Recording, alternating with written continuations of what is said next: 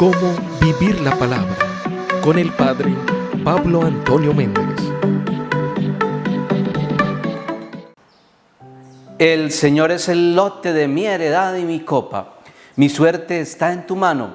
Me ha tocado un lote hermoso. Me encanta mi heredad. Feliz y bendecido día para todos. Gracia y paz para todos, queridos hermanos, en este hermoso día que el Señor nos regala, miércoles 8 de julio. Y el Evangelio para este día está tomado del capítulo 10, versículos 1 al 7 de San Mateo. Jesús llamó a sus 12 discípulos y les dio poder para expulsar los espíritus inmundos y para curar toda enfermedad y toda dolencia. Los nombres de los 12 apóstoles son estos. Primero, Simón llamado Pedro, y su hermano Andrés, Santiago el de Zebedeo y su hermano Juan, Felipe y Bartolomé, Tomás y Mateo el publicano, Santiago el de Alfeo y Tadeo, Simón el cananeo y Judas el Iscariote, el que le entregó.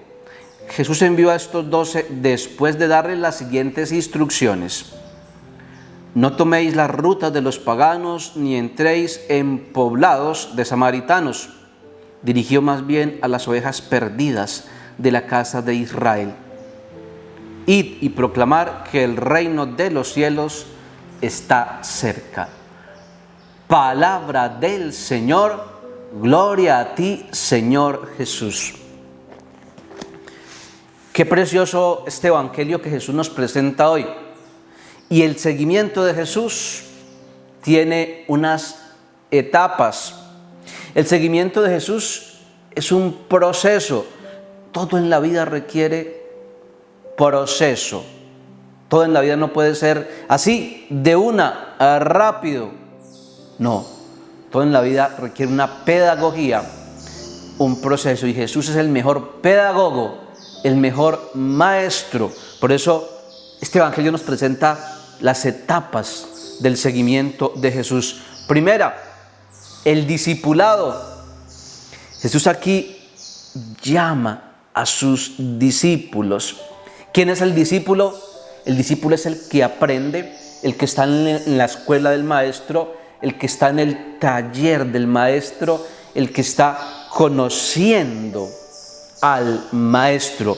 En la Iglesia Católica hay diferentes movimientos, procesos, grupos. En la nueva evangelización, ese proceso de discipulado se llama querigma. En la renovación carismática católica, ese proceso de seguimiento o de discipulado se llama seminario de vida en el Espíritu. El camino neocatecumenal, un movimiento de la Iglesia, también tiene su propio discipulado. Los movimientos como Emaús, Lazos de Amor Mariano, los grupos apostólicos, grupos de oración, Legión de María, también tienen su propio discipulado. En el seminario, cuando un joven estudia para sacerdocio, también tiene que pasar por esta escuela del discipulado. Se llama seminario. Todos hermosamente tenemos que entrar en este taller, en esta escuela del maestro, para conocer al maestro, para crecer con el maestro. Segundo, el conocimiento. El conocimiento. Dice aquí hermosamente este evangelio que el Señor llama por el nombre a sus discípulos: Pedro, Andrés, Santiago, Juan, Felipe, Bartolomé, Tomás, Mateo, Santiago, Alfeo, Tadeo, Simón y Judas Iscariote. Se le da un nombre. Cuando la Biblia da un nombre a una persona es porque hay conocimiento, porque Dios le conoce. Cuando Jesús llama a alguien por el nombre, cuando Dios llama a alguien por el nombre en la Sagrada Escritura, es porque le conoce, porque se ha tenido una experiencia profunda con Él. Y también porque al que se le llama por el nombre, conoce al Maestro, conoce al Señor. Y en la vida humana, en la vida cotidiana de nosotros también, cuando yo conozco a alguien, lo llamo por el nombre. Pedro, venga, Andrés, María, Juan, porque los conozco, lo llamo por el nombre. Cuando yo no conozco a alguien, cuando no tengo confianza con una persona, no la llamo por el nombre porque ni siquiera la conozco. A veces, ¿cómo es que se llama usted? ¿Cómo es que te llamas tú? Oiga, ¿cuál es tu nombre? No se conoce a la persona. Por eso es tan importante. Después del discipulado, como fruto, como resultado, se da ese conocimiento, esa experiencia profunda del Señor con sus discípulos y de los discípulos con el Señor, de nosotros con el Señor y del Señor con nosotros.